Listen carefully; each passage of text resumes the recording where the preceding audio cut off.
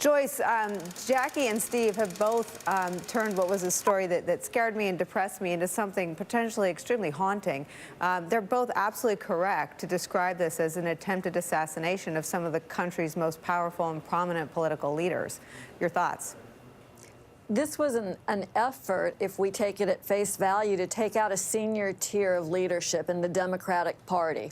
We don't know who the perpetrator was at this point. That's the FBI's job. We don't know if this is an ongoing crime, if there are more bombs coming.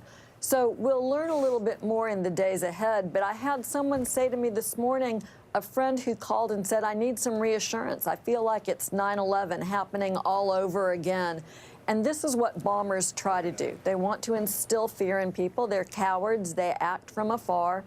Today, it's a good opportunity for the country to reassess where we are and recommit to working together and having a few more country over party moments.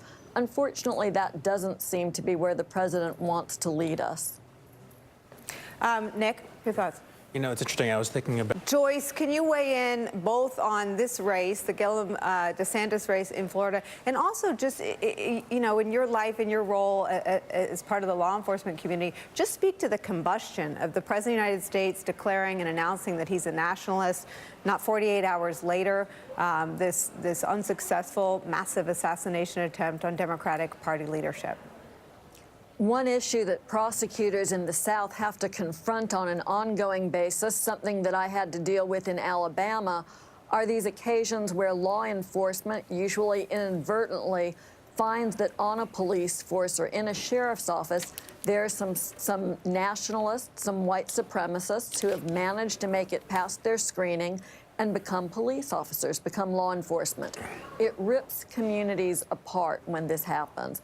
Law enforcement and our political leadership are meant to serve all of us.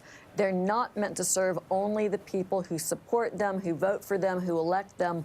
Once they're in office, they're there for all of us. So to have a governor in a southern state like Florida, in Ron DeSantis, who explicitly goes out and talks about supporting the Trump nationalist agenda will not help to move us forward. It will continue to inflame passions, and people like DeSantis, who have aligned themselves with Trump, now need to distance themselves from his rhetoric and say that they do not support the use of violence in support of political aims. It's something that should never have to be said in American society, but suddenly we're in a point in time where people who are part of the Trump movement need to say that they don't support violence.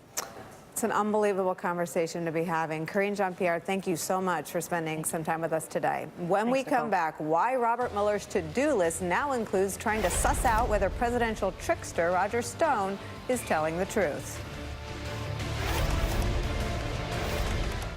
Joyce, Vance, I'm out of my league with these hardcore investigative reporters, but I think I've got this of the story. We're talking about Stone and Corsi, two people who may not be household names, who at a minimum have told lies about their involvement and entanglement with the Russians, but at a maximum, they may be the intersection between the Russians and the Americans to influence, on behalf of Donald Trump, the 2016 presidential election. Do I have that part right? I think you do, and it may even be their lies that are the central connection between the campaign and any cooperation, any conspiracy with Russians. So what we're probably looking at here, Mueller has already indicted Russians for a conspiracy, what prosecutors call a Klein conspiracy, to defraud the United States by influencing the outcome of the election. The question has always been, as you and Ken have pointed out, whether or not there were any Americans involved in that.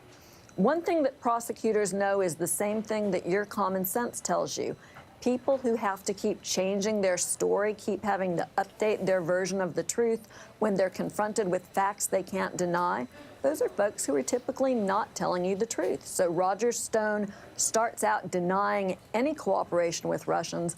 It looks like Mueller has a lot more information in that regard, spending a lot of time in the grand jury. I think we'll see another indictment here. And never before have so many people lied about so many contacts with so many Russians in the history of time. Rick? I just wanted to put a bookend on it, because Ken probably knows, and Nick knows as well. What you also saw at the end of all this was Russian state media, Russia Today, all of their outlets throwing up the Assange revelations, boosting Roger Stone. I mean, it came completely full circle, and to me, that's a complete 360 collusion. Right. There you have it. All right, so we figured it out here. Mueller, if you need any help, we got it. After the break, how Donald Trump may be rendering foreign spy agencies irrelevant and unnecessary by talking on a cell phone. That story's next.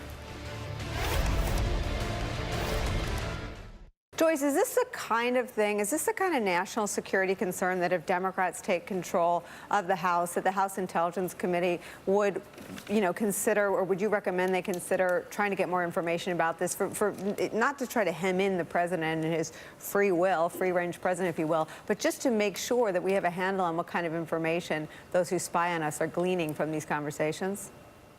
I think that's right. Even this free-range president has identified this kind of conduct as a problem. He was very clear in the excerpts that you played about the security risks that are posed by the very same conduct that he himself is reported to be engaging in. So it would make sure for the folks on the Hill who are charged with oversight of the executive branch to try to assess whether there's been damage and what the extent of that damage has been. Otherwise, we have this big gaping hole in our national security moving forward.